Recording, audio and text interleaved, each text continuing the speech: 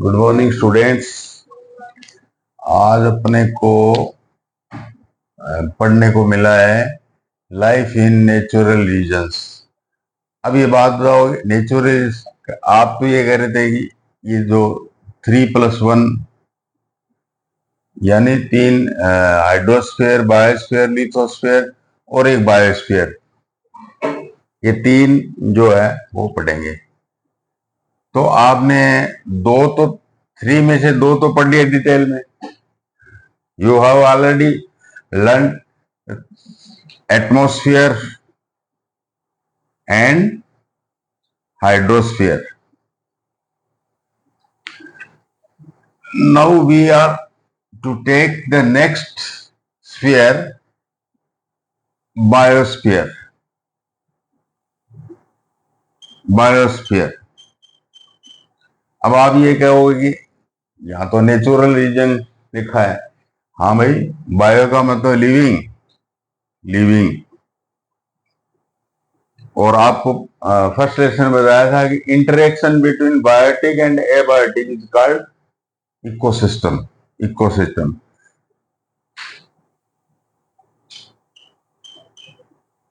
Ecosystem ecosystem का मतलब क्या था? बायोटिक और एबायोटिक 3 और प्लस है, उनका आपस में इंटरेक्शन जो है एक छोटे एरिया में,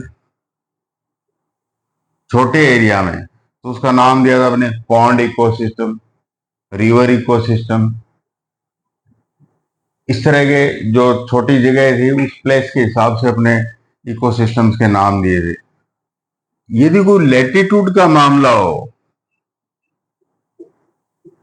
लैटिट्यूड्स का मामला हो, एरिया अपने आप बड़ा हो गया भाई। एक लैटिट्यूड, इस नक्शे में देख रहे हो वर्ल्ड के, ये जो लाइनें खींची हुई हैं ये लैटिट्यूड्स हैं।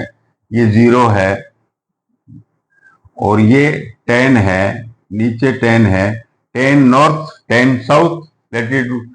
अब देखिए आप कितना बड़ा एरिया हो गया। इस एरिया में यदि आप इस एरिया में आप बायोटिक और नॉन बायोटिक इंटरेक्शन जानना चाहेंगे तो ये तो मतलब बिग हो गया ना। इसका तो फिर अलग नाम देना पड़ेगा अपने को। इसी अलग नाम को, इसी सेपरेट नेम को ही नेचुरल रीजन्स कहते हैं, नेचुरल रीजन्स। और इसी नेचुरल रीजन्स के अंदर जो है ना, अपने बायोटिक और एबायोटिक की इंटर रिलेशनशिप है आपस में, वेजिटेशन की, वाइल्ड लाइफ की, ह्यूमंस की और क्लाइमेट की, आपस के अंदर क्या प्रभाव डालते हैं, इंटरेक्शन है, उनको नेचुरल रीजन्स कहते हैं। और एक और तीसरा नाम है इनका बायोम। बायोम ये पूछ लेते हैं, मतलब ये सिनोनिम्स हो गए, बायोम, नेचुरल रीजन्स और बायोस्फीयर। अब नेचुरल रीजन्स के नाम भी क्या, एरिया बहुत बड़ा है, तो ये थोड़ा पढ़ने में, लर्न करने में थोड़ी हार्डनेस रहेगी। तो इसलिए क्या अपने करते हैं कि ये जो लाइनें खींची हुई हैं, इसके बाद भी क्या है, काफी लैटिट्यूड ऊपर और नीचे बच गए। इन सारों के बायोम्स का पढ़ना इतना मतलब आसान नहीं है। बड़ी क्लास में पढ़ोगे आप, ज्योग्राफी में आओगे तो इसमें इसका जो पढ़ने का जो एक जो चीट कोड है वो निकालना पड़ेगा। चीट कोड का मतलब है कि आज अपने ये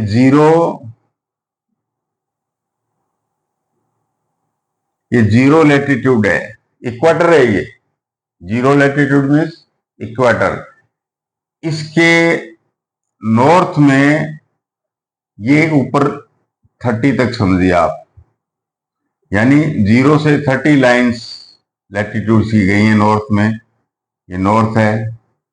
और इधर क्या है कि साउथ में 30 लाइंस नीचे आई है 0 से। अब इसके दो पार्ट में पढ़ना पड़ेगा क्योंकि बहुत बड़ा है ये। इसके दो पार्ट कैसे करेंगे कि 0 से 10 तक, ये 10th लाइन है नॉर्थ, और ये नीचे जो इसकी लाइन है ये 10th साउथ है। तो अपने 0 से 10 साउथ, 0 से 10 नॉर्थ, एक एक मामले में अपने नीचे वाला पढ़ लेते हैं साउथ वाला, और फिर क्या 10 से 30 तक, 10 से 30 तक नॉर्थ, ये नॉर्थ वाला पढ़ लेंगे जिसमें गंगा और ब्रह्मपुत्र पढ़ लेंगे।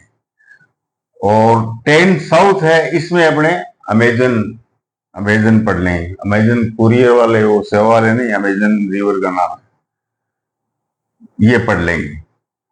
इससे एक स्पेसिमेन नेचुरल रीजन्स पढ़ लेंगे। इसके बाद में फिर पता लग जाएगा कि इन लाइनों के बीच में आप कहीं भी जाइए, चाहे इंडोनेशिया जाइए, साउथ में रहे, नॉर्थ में रहे, इन लाइंस के बीच में जो है इस तरह का क्लाइमेट रहता है, इस तरह का बायोम्स है। आपको एक एक स्पेसिमेन दोनों के बता दिए जाते हैं। तो ये चीट कोड क्या हुआ आप इसमें भाई, 10-10 0-10 0-10 नॉर्थ साउथ 10-10, आपको समझ में आ जाएगा। इसमें अपने एक एग्जाम्पल लेंगे, जो स्पेसिमेन लेंगे वो साउथ अमेरिका कंटिनेंट का अमेजन बेसिन लेंगे अपने। अमेजन बेसिन, बेसिन का मतलब क्या होता है कि जो रिवर्स के अंदर जहां जहां से पानी जाता है ना इकट्ठा हो गए, बरसात का या लेक्स का या और कोई दूसरी रिवर भी आके मिलती है, सहायक नदियां कहते हैं उनको, वो नदियां जो मेन रिवर में मिलती हैं वो बेसिन कहलाता है। बेसिन का मतलब मैदान जहां से नदी को पानी मिलता है। और दूसरा जो कोड होगा अपना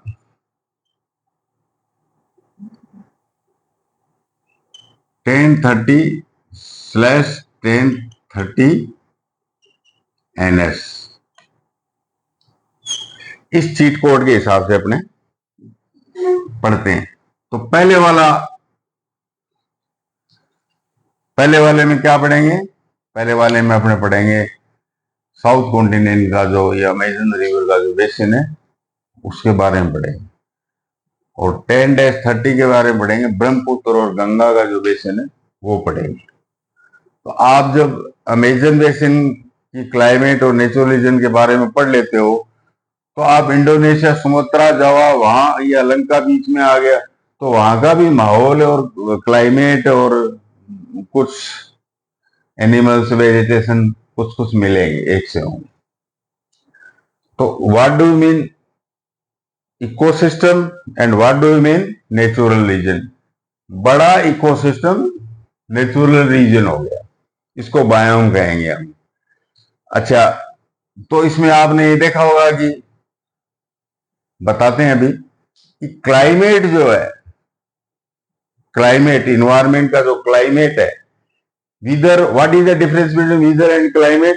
मैंने बताया था आपको कि भाई वीदर तो क्या है कि डे टू डे जो है ना वो आपकी रोटी और कपड़ा तय करता है, और जो क्लाइमेट है ये तो भाई मकान कैसे होंगे, कच्चे पक्के, टेढ़े मेढ़े, जो भी है, क्लाइमेट कैसा है, रेनफॉल कैसी आती है, जमीन सोयल कैसी है,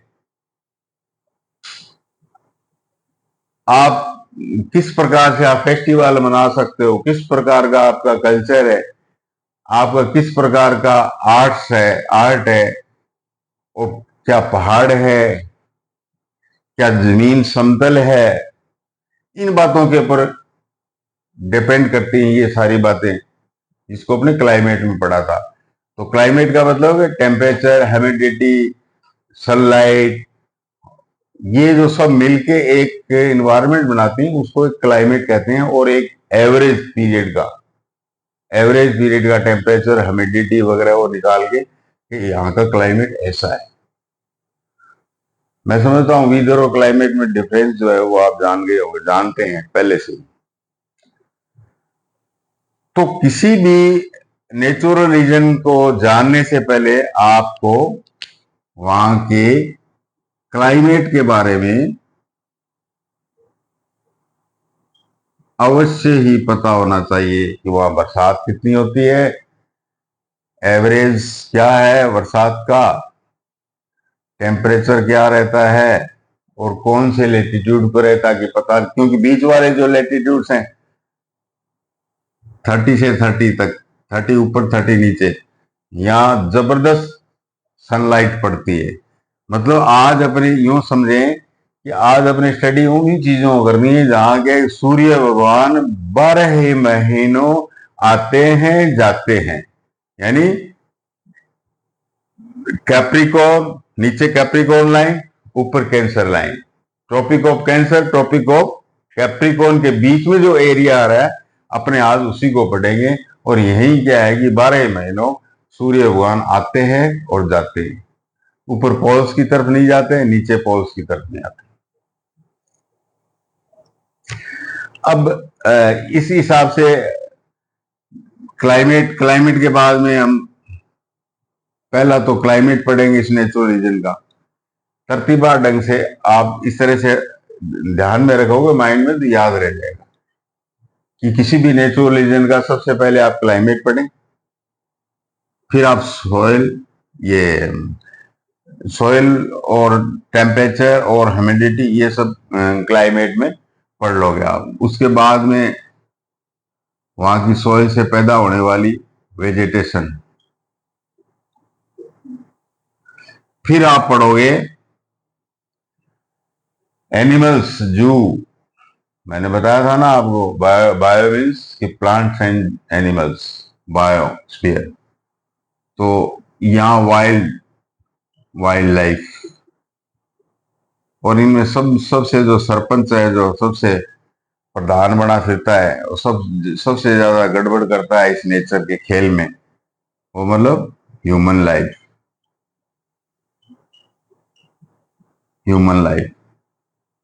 तो किसी भी नेचुरल रीजन को पढ़ने के लिए आपको तरतीबार ढंग से ये 4 पॉइंट पढ़ लें, याद हो जाएगा।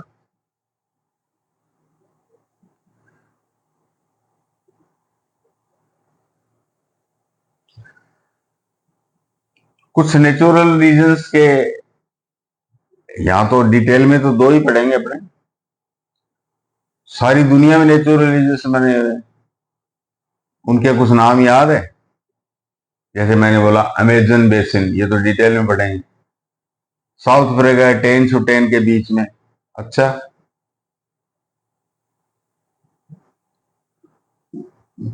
सवाना, इधर से बताते हैं, डिस्टर्ब होगा आगे। सवाना ये सारा जो है ये अफ्रीकन कंटिनेंट, अफ्रीका कंटिनेंट। यहाँ जो घास के मैदान है, मिस्र, इजिप्ट वगैरह, और ये सारा जो भी मिडिल अफ्रीका, यहाँ जो जितना भी घास होता है, घास का मैदान, उसको सवाना कहते हैं। उस नेचुरल रीजन को क्या कहते हैं? सवाना। सवाना वेजिटेशन कैसी होती है भाई? देखिए, जैसे आधा किलोमीटर तक घास है, फिर एक पेड़ आ जाएगा ऐसे, फिर घास है, ग्रास है, फिर एक पेड़ आ जाएगा। इस तरह से मैदान के अंदर क्या है कि पेड़ यानी ट्री और ग्रास, तो ये सवाना लैंड हो गया। साउथ अफ्रीका में जो इस प्रकार के घास के मैदान है या नीचे, उसको वेल्ड कहते हैं। वेल्ड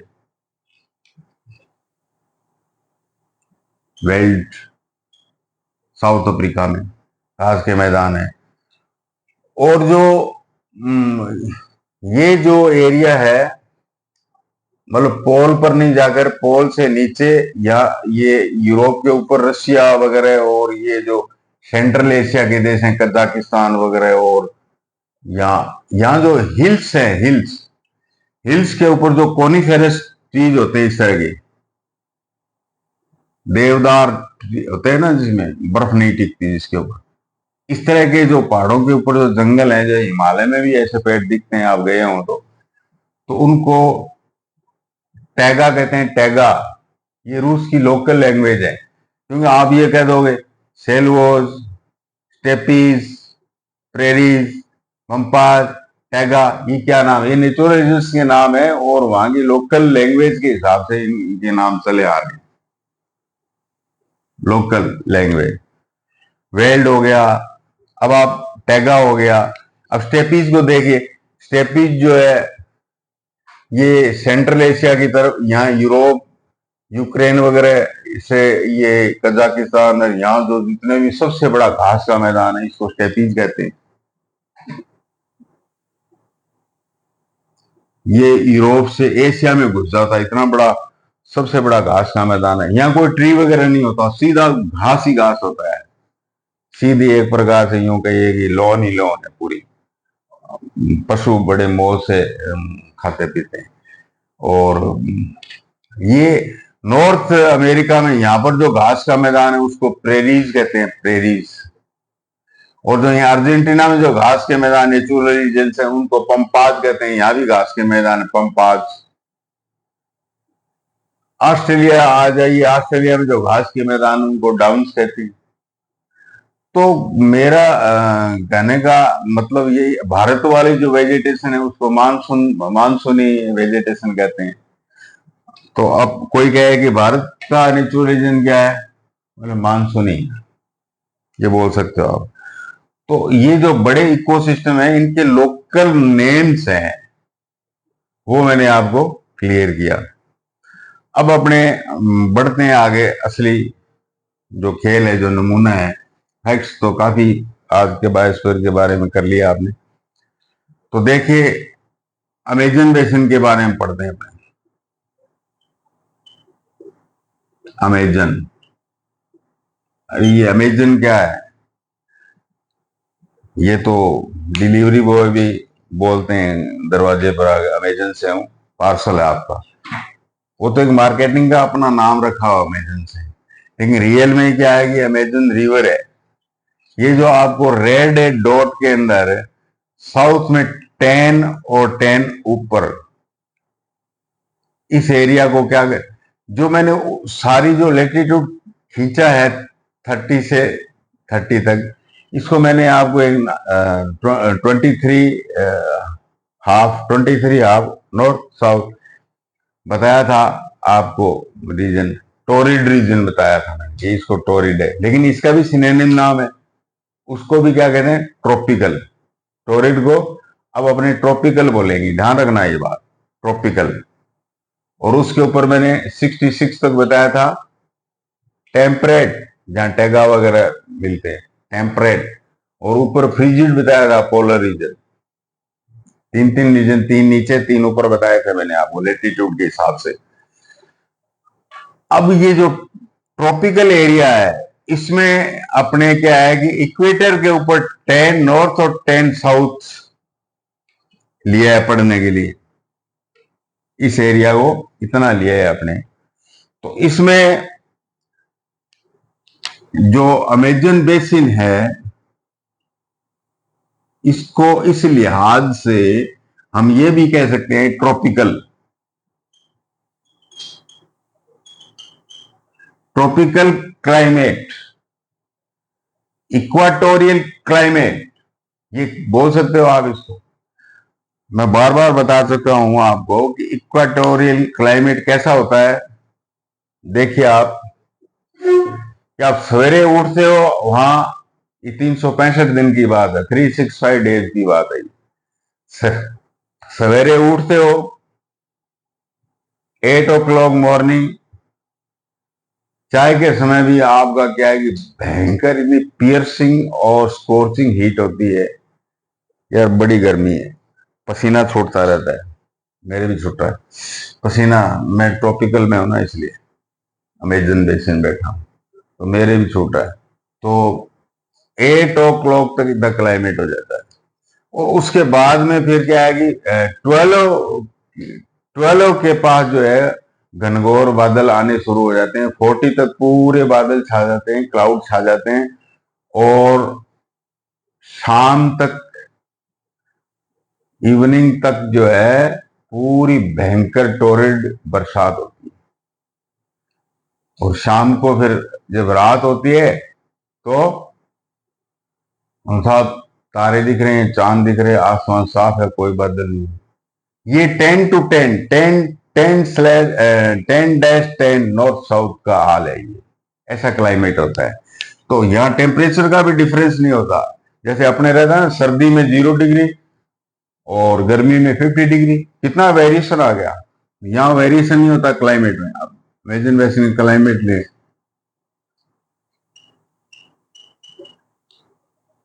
वेरिएशन नहीं होता। मैक्सिमम 28 और मिनिमम रात को 25, बस 3 डिग्री का वेरिएशन होता है। अपने होता है 50 डिग्री का वेरिएशन। अमेजन जो रिवर है, इसको थोड़ा पढ़ा, इंटरेस्टिंग है अमेजन रिवर। ये रिवर जो, ये एंडीज पर्वतमाला कहलाती है, साउथ अमेरिका के वेस्टर्न साइड में। इधर एंडीज पर्वत है, जैसे अपने हिमालय पर्वत है, यहाँ एंडीज हिल्स हैं, माउंटेन है। या एंडीज से अमेजन निकलकर पेरू के एंडीज पर्वत से निकलकर पेरू, कोलंबिया, ब्राजील वगैरह से होती हुई ये यहाँ अटलांटिक में गिर जाती है। ये जो रेड किया है ये एरिया, इसमें क्या है कि इसका जो पानी है, यहाँ कम से कम 1000 रिवर्स जो है ना आसपास से इस अमेजन में गिरती है। बहुत ज्यादा पानी है इसके अंदर, और ये लंबाई में 6400 लंबी है। फिर भी इसको दूसरी लंबी नदी कहते हैं वर्ल्ड के अंदर। पहले लंबी नदी नाइल नदी मिस्र के अंदर है, इधर नाइल रिवर इधर है। ये अमेजन दूसरी सबसे लंबी लाइन है। इसका कैचमेंट एरिया, कैचमेंट मतलब बेसिन एरिया 7 मिलियन है, 7 मिलियन स्क्वायर किलोमीटर। अरे ये क्या, ये तो भारत से, इंडिया से दुगुना हो गया। बिल्कुल, इंडिया से दुगनी जितनी एरिया है, इतना पानी अमेजन रिवर उठाती है। आपको अचंभा होगा। इसकी जो सहायक नदियां हैं, जो इसकी सहायक नदियां हैं, वो कम से कम 1000 है। कितना पानी आता होगा इसमें?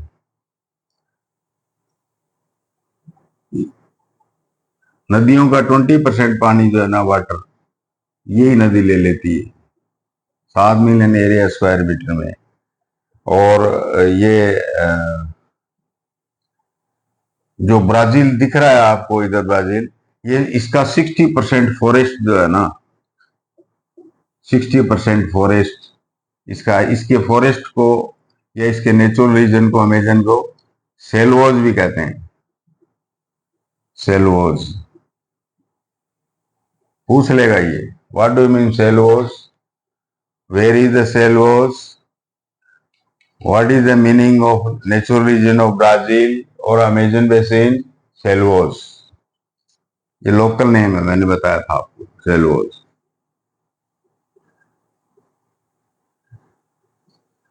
इस बेसिन का क्लाइमेट आपने देख लिया कि 3 डिग्री, सिर्फ 3 डिग्री का वेरिएशन होता है। रातों 365 दिन बरसात होती है, और जो बरसात जो है रोजाना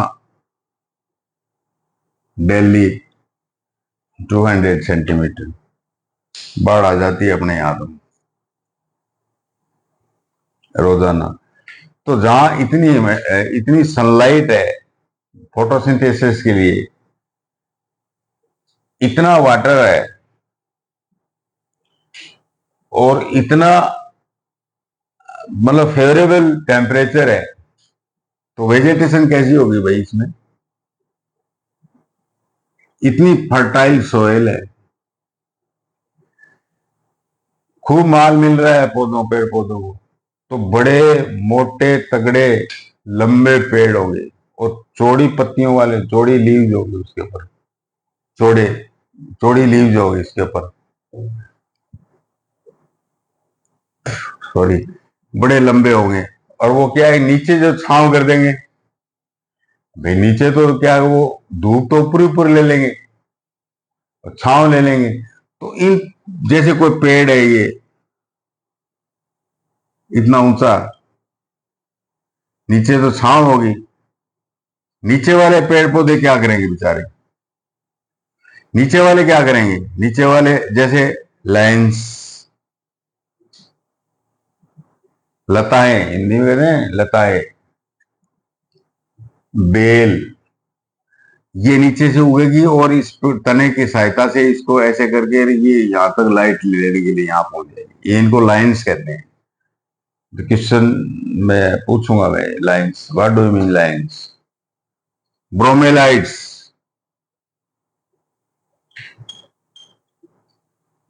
ब्रोमेलाइट्स बड़े सुंदर वगैरह प्लांट्स दिखते हैं वो, और रंग रंगीले होते हैं। जैसे बोगनविलिया की होती है ना, रेड सी पत्तियां होती हैं, और इस तरह के अनानास है, उनको ये ब्रोमेलाइट्स कहते हैं। ये भी इसमें इमेजिन बेसिन में बहुत दुनिया भर के होते हैं। सेल वॉल में लाइन्स होते हैं, एपीफाइट्स होते हैं। एपी का मतलब क्या होता है? ऊपर, और फाइट्स का मतलब होता है प्लांट्स। तो किसके ऊपर प्लांट है? अरे ये जो कोई तना है ऐसे पड़ा है, कोई लक्कड़ पड़ा है, कोई पेड़ पड़ा है, कोई आड़ा है, टेढ़ा है, खड़ा है, इसके ऊपर और प्लांट दूसरे उग जाते हैं, ग्रो कर जाते हैं, उनको इपी कहते हैं, इपीफाइट्स। तो कहने का मतलब है कि जितने भी टाइप के प्लांट्स होते हैं वो सारे सेलवॉज में होते हैं। इसलिए क्या है कि दुनिया की जो प्लांट्स की जो जातियां हैं, आधी जातियां, हाफ, बर्फ वगैरह छोड़ दीजिए, हाफ स्पीसीज जो है इसी सेलवॉज में होती हैं, इसी बेसिन में होती हैं। तो हम कह सकते हैं डाइवर्सिटी सबसे ज्यादा कहां पाई जाती है? बोलो ब्राजील में। प्लांट्स की डाइवर्सिटी सबसे ज्यादा कहां पाई जाएगी? आपको कोई पूछ लेकर, मतलब सारी जातियों के लगभग हमें मिल जाए तो बोलो सेलवोज में, अमेजन बेसिन में, टेन टेन में डाइवर्स डाइवर डाइवर्सिटी। और इसीलिए इसको क्या कहते हैं? भाई आप सोचिए कि हाफ स्पीसीज वहां पर है, इतने बड़ा बड़ा, मतलब इतना फोटोसिंथेसिस होता है, तो वहां कितनी ऑक्सीजन निकलती होगी? कितनी ऑक्सीजन निकलती? दुनिया को कितना ऑक्सीजन देता है ये एक एरिया, ये ब्राजील वाला। इसीलिए 20% ऑक्सीजन देता है ये दुनिया की एनिमल्स के सांस लेने के लिए वो। इसीलिए इसको, इस एरिया को क्या, ब्राजील वाले को एरिया को क्या कहते हैं? Lungs of the world. Lungs, दुनिया के फेफड़े, ऑक्सीजन देते हैं 20% तक। दुनिया के जो भी जितना फॉरेस्ट, उसका 6% फॉरेस्ट इसमें है। और आप अब अपने 3 नंबर पर क्लाइमेट पढ़ लिया, वेजिटेशन पढ़ लिया, अब अपने वाइल्ड लाइफ पर।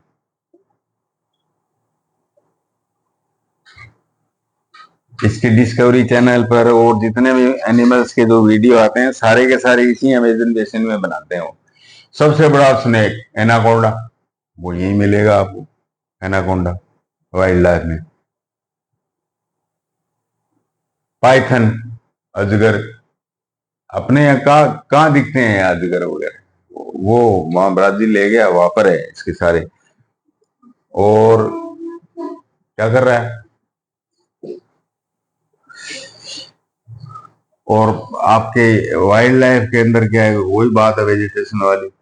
हाफ जो जाति है इन जानवरों की, वो सारी इसी अमेजन बेसिन में मिलती है।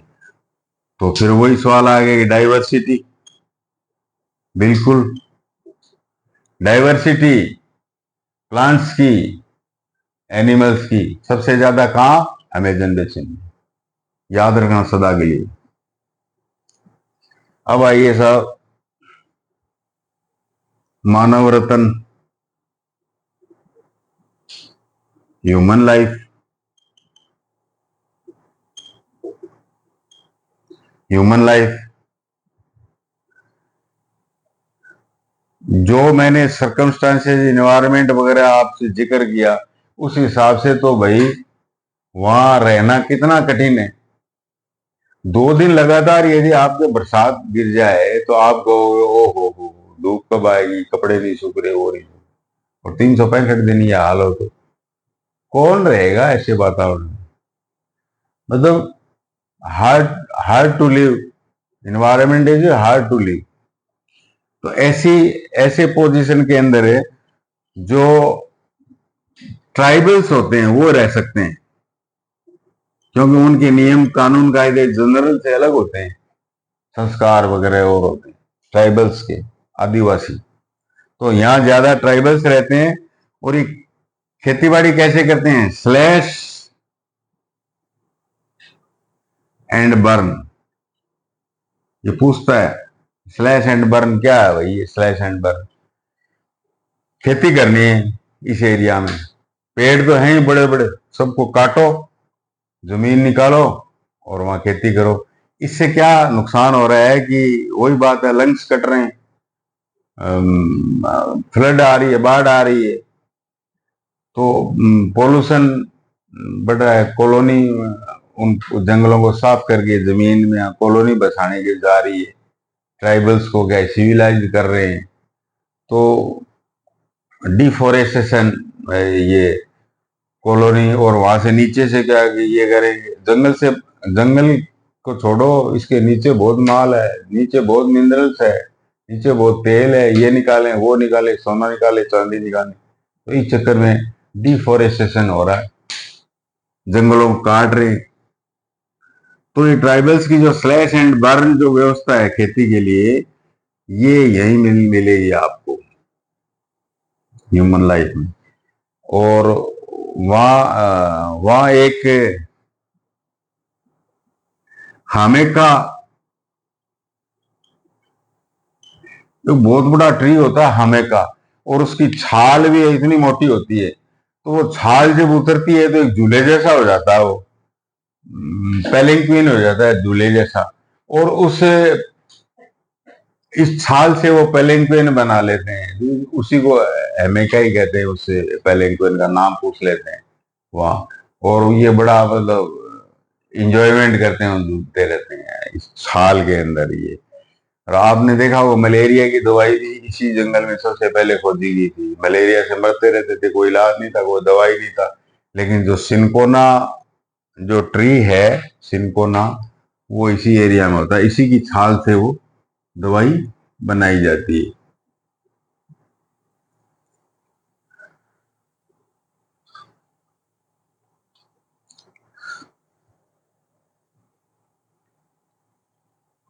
तो आपने ये 10-10 पढ़ लिया 4 पॉइंट से, climate, vegetation, wild life, human life. 4 point 10 से 10 तक यहाँ इस एरिया में कहीं भी आपको, यहाँ लंका के पास पूछ ले यहाँ कैसी वेजिटेशन होती है, तो आप इस तरह कहते तो बड़े लंबे चौड़े वृक्ष होते हैं, ह्यूमिडिटी रहती है, बरसात होती रहती है, ये बोल सकते हो आपको कोई पूछे। इंडोनेशिया में कैसा होता है, ये भी 10-10 के अंदर बीच में आता है, आप ऐसा ही क्लाइमेट वगैरह बता सकते हो इस लेटीट्यूड के हिसाब से। ये बायोस्फीयर है, क्योंकि इसमें एनिमल्स भी तो आ गए, प्लांट्स और एनिमल्स, क्लाइमेट के साथ साथ इंटरेक्शन हो रहा है। अब अपने आगे बढ़ते हैं, ऊपर चलते हैं, ट्रॉपिकल में सब ट्रॉपिकल। एक तो साउथ का पढ़ लिया ट्रॉपिकल में, अमेजन, और एक नॉर्थ का पढ़ लेते हैं सब ट्रॉपिकल।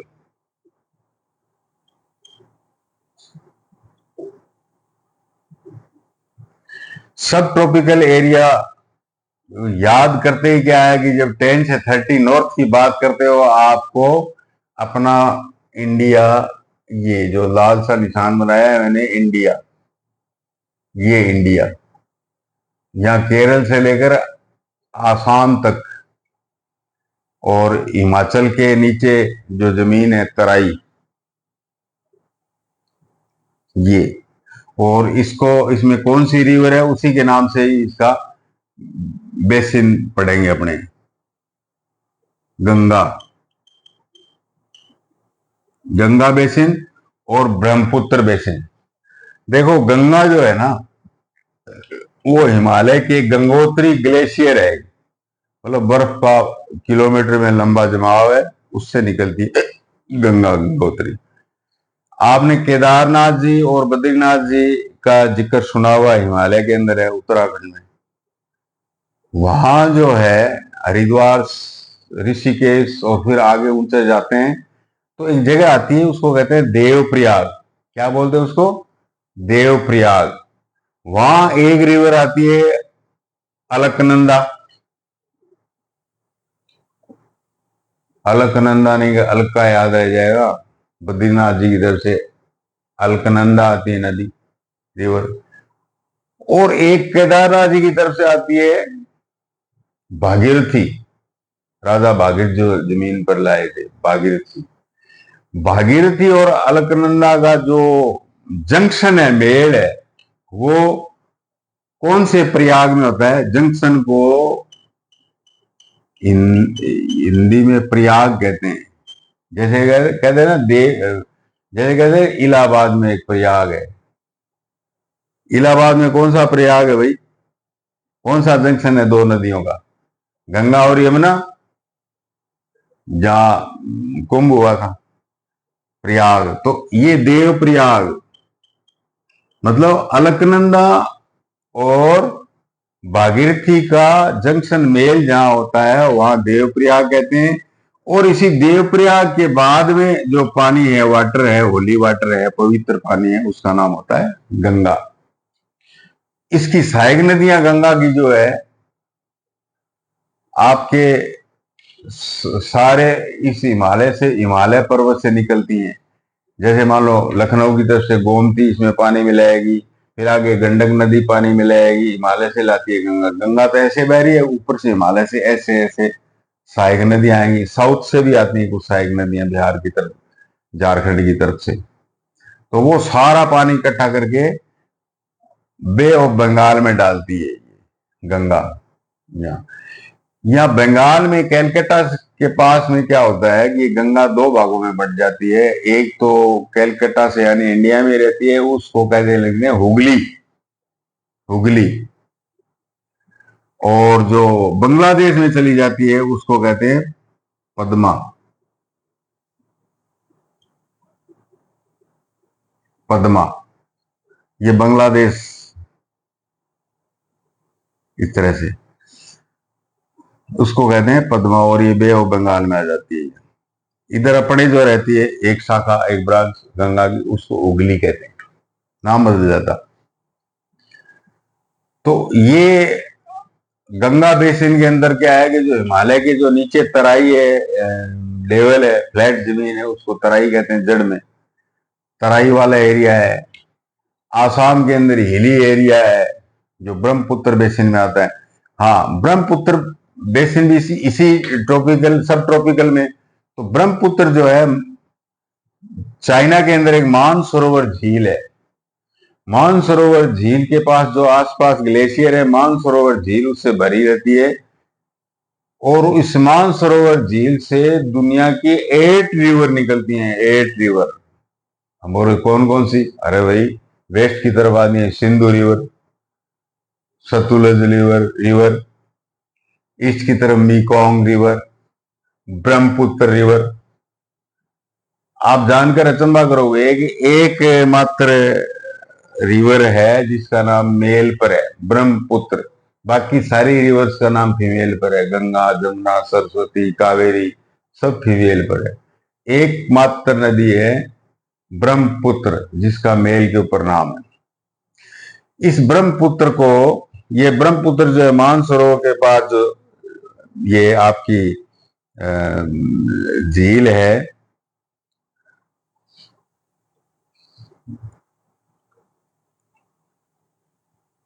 मेरे को भी यार याद करने में दिक्कत हो रही है। चैमयुंग डोंग ग्लेशियर है एक, चैमयुंग डोंग।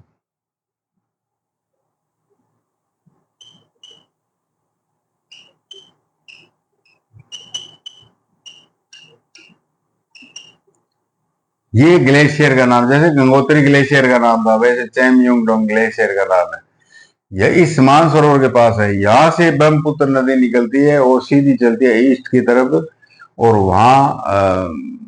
वहाँ जो वहाँ का जो नाम है उसको सांगपो कहते हैं। चीन के अंदर क्या कहते हैं इस नदी को? सांगपो। और ये सांगपो अरुणाचल प्रदेश में, यहाँ जो अपने इंडिया अरुणाचल, ये ऐसे चलती है लाइन लाइन सीधी ईस्ट की तरफ। यहाँ सांगपो जो है इधर अरुणाचल प्रदेश में अपनी तरफ मुड़ जाती है आसाम में। उसका नाम फिर वहां हो जाता है दिहांग। दिहांग, उस दिहांग नदी में कई सहायक नदियां होती हैं सॉरी, लोहित है, मानस है, सुवर्णगिरी है। ये जैसे ना ये जो गंडक घाघरा वगैरह, और जो गंगा की जो गोमती गंगा की जो सहायक नदी है, वैसे ये लोहित, मानस और ये सुवर्णगिरी, ये उसकी ब्रह्मपुत्र की सहायक नदी है। और ये आसाम को चीर कर बांग्लादेश में गिर जाती है, और बांग्लादेश में ये पद्मा से मिल जाती है, गंगा वाली पद्मा।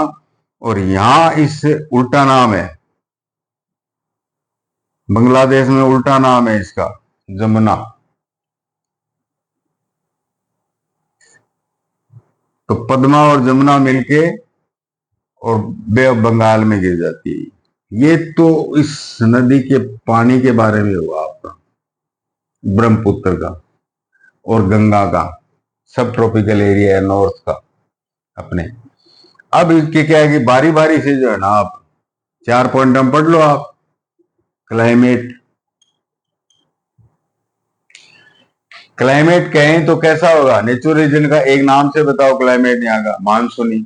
कल मैंने बताया था आपको कि अरब सागर की तरफ से जो साउथ वेस्ट गर्म पानी की जो ड्रिफ्ट चलती है, उससे बादल वगैरह पानी आते हैं और ये मानसूनी कल्चर में आते हैं। मानसूनी कैसा होता है कि भाई 3 महीने बरसात, फिर कोल्ड, और उसके बाद में गर्मी, फिर बरसात, फिर तो टेम्परेचर में वेरिएशन कितना आ जाएगा? 0 से 50 डिग्री तक आ जाएगा। जबकि ट्रॉपिकल में ऐसा नहीं था, सिर्फ 3 डिग्री का डिफरेंस था इसमें। ये है मानसून पैटर्न। तो बरसात का भी फर्क पड़ेगा। वहां तो 200 सेंटीमीटर रोज बरसात हो रही थी, यहाँ 60 से 250 सेंटीमीटर तक। 60 भी हो सकती है, 250 बरसात में हो सकती है। तो वर्षा का भी अंतर है, टेम्परेचर का भी अंतर है, क्लाइमेट का। मानसूनी पैटर्न इसको कहते हैं। अब आइए वेजिटेशन।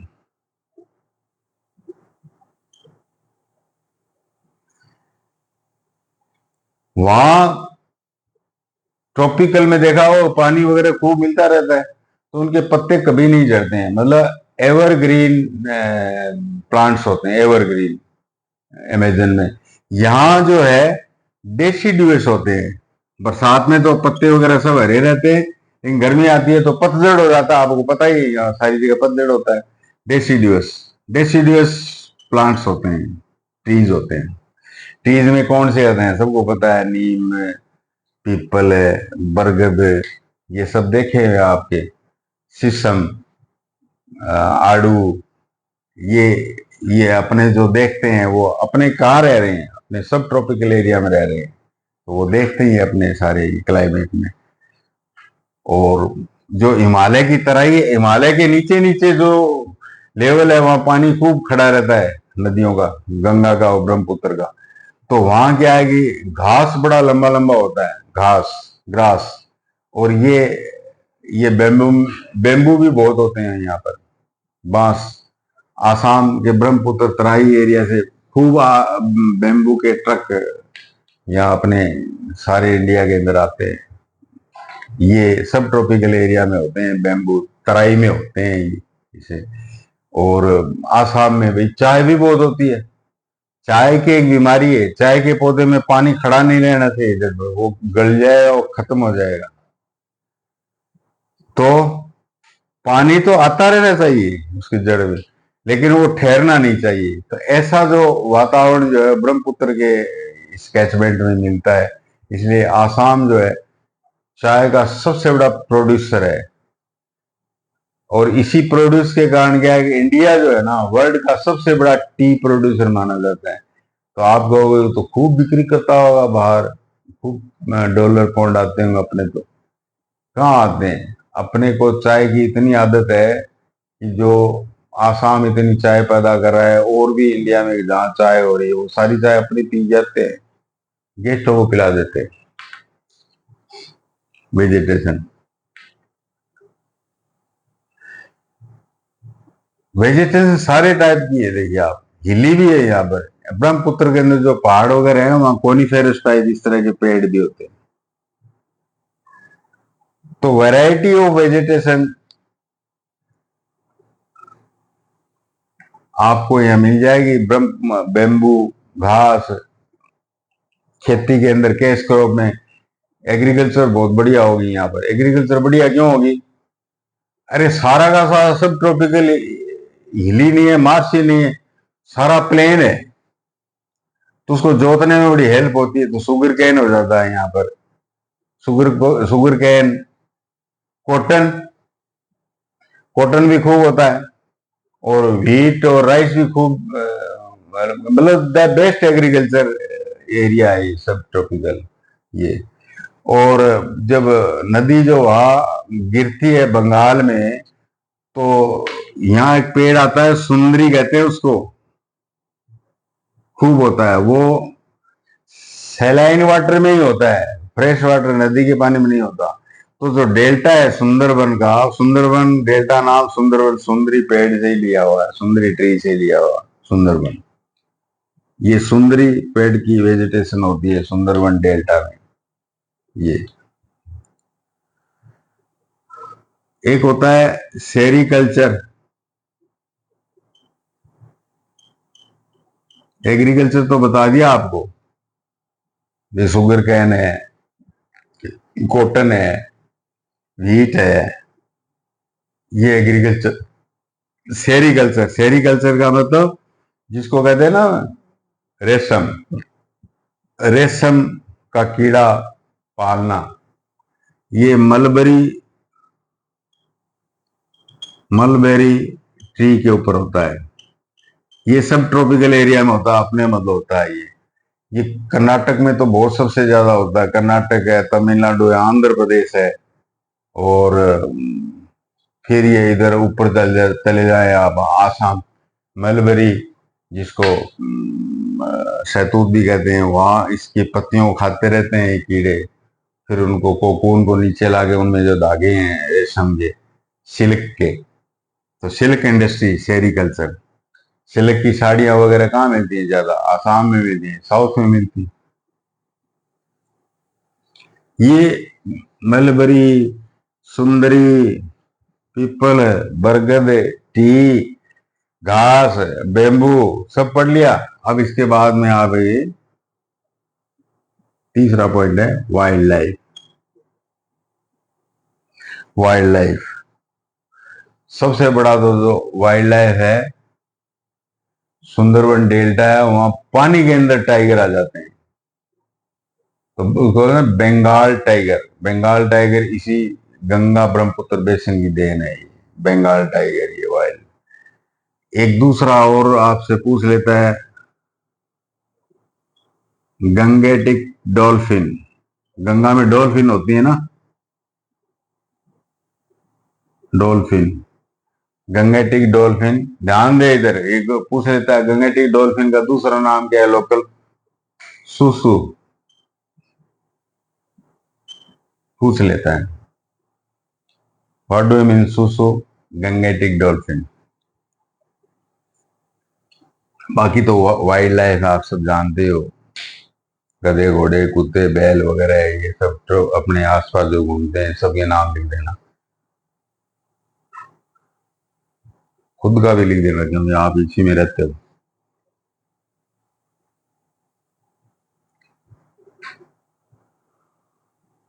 फिर 4 नंबर पर आ जाइए, ह्यूमन लाइफ।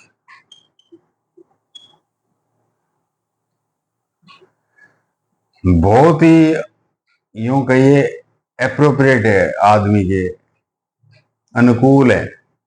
इसलिए सबसे ज्यादा जो पॉपुलेशन, डेंसली पॉपुलेटेड एरिया है, सब ट्रॉपिकल वाला है। यूपी के अंदर कितना आदमी है, डेंस है। आसाम में, यूपी में, बंगाल भरा पड़ा है आदमियों से। क्यों भाई? जब आप हिस्ट्री के अंदर पढ़ोगे, सारे जो सुल्तान थे या किंग थे, सम्राट थे, जो मोहम्मदन थे या ब्रिटिश वाले क्लाइव वगैरह आए, सारे के सारे जाके क्या है, बंगाल में अटैक करके उसको कब्जे किया। क्यों? वहां जो सिचुएशन है, सर्कमस्टांसेस है, वो अनुकूल है।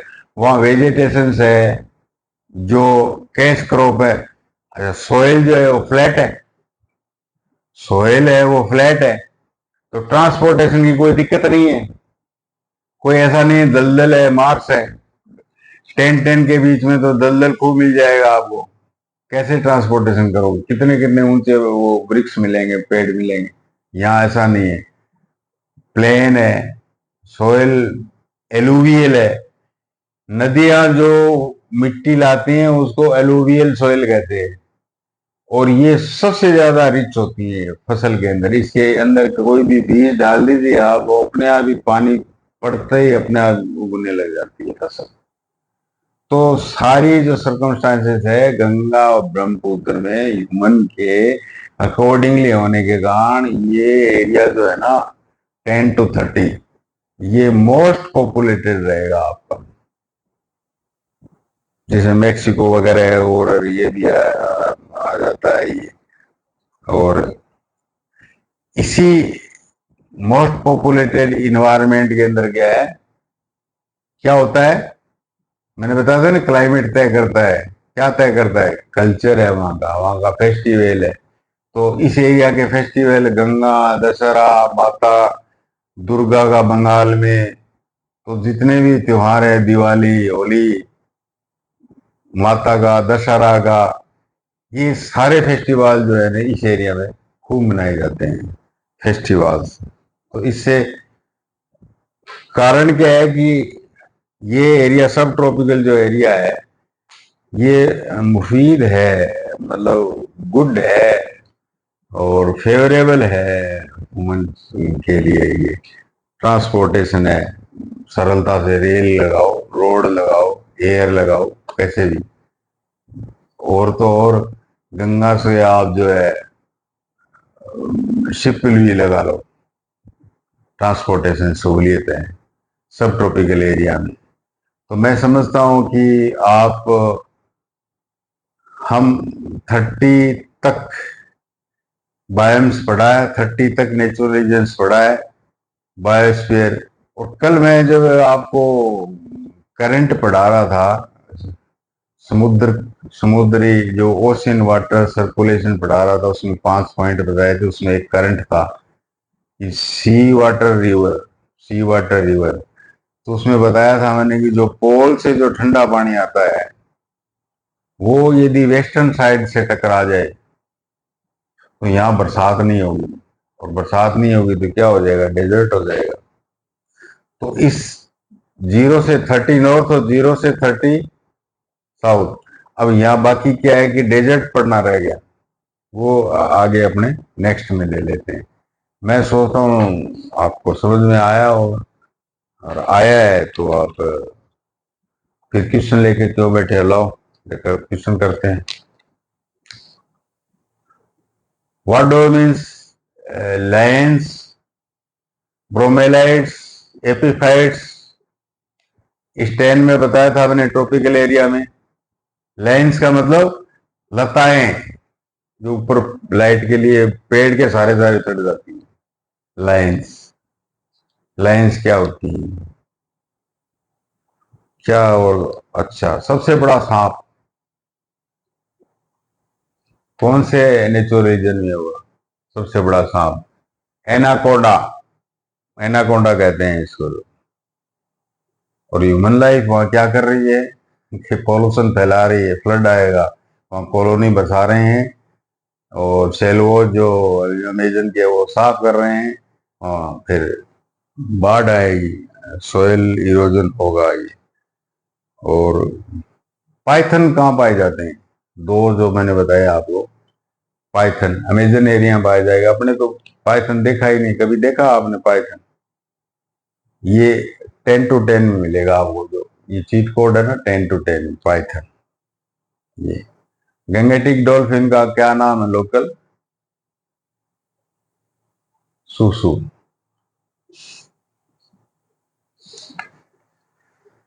तो ये दो चार जो क्वेश्चन जो आपको नहीं आ रहे थे, बाकी तो आते हैं, इसलिए पूछे नहीं आपने। ठीक है, बता दिया मैंने। ओके।